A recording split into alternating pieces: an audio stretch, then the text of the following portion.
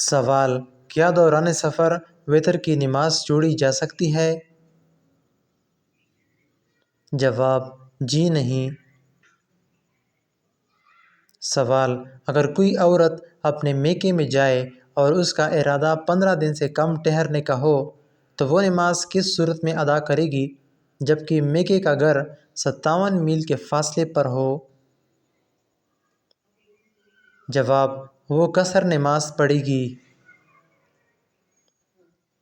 سوال: دو نمازوں کو اکٹھا پڑھنا کب جائز ہے؟ جواب: دوران حج۔ سوال: 5 وقت کی نمازوں کی کل کتنی رکعت ہوتی ہے؟ جواب: 48 رکعتیں۔ سوال: 5 وقت کی نمازوں میں کل کتنی سنت رکعتیں ہوتی ہے؟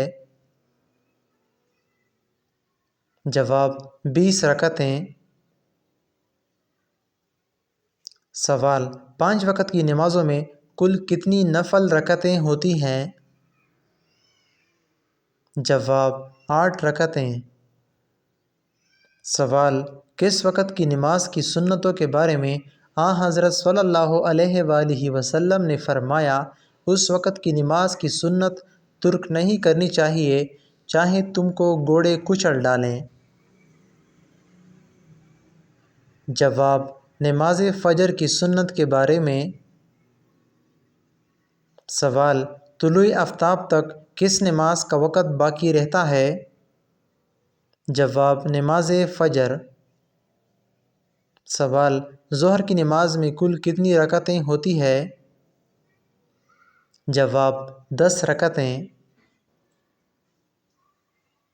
سوال: ظہر کی نماز میں کتنی رکعت سنت ہوتی ہے؟ جواب: 6 رکعت سنت ہوتی ہے۔ سوال: ظہر کی نماز میں کتنی رکعت سنت مؤکدہ اور کتنی رکعت سنت غیر مؤکدہ ہوتی ہے؟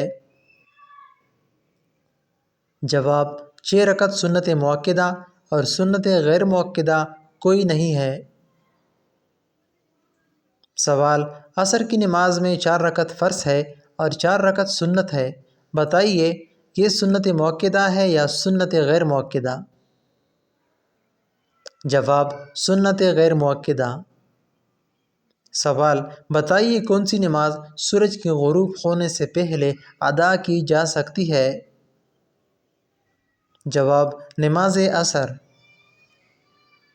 سوال: جب ہر چیز کا سایہ اپنے قد کے برابر رہے تو کس وقت کی نماز ادا کی جا سکتی ہے؟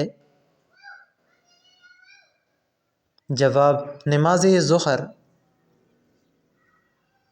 سوال: کس وقت کی نماز کی 3 رکعت فرض ہے؟ جواب: نماز مغرب۔ سوال: دعائے قنوت کس نماز میں پڑھنا واجب ہے؟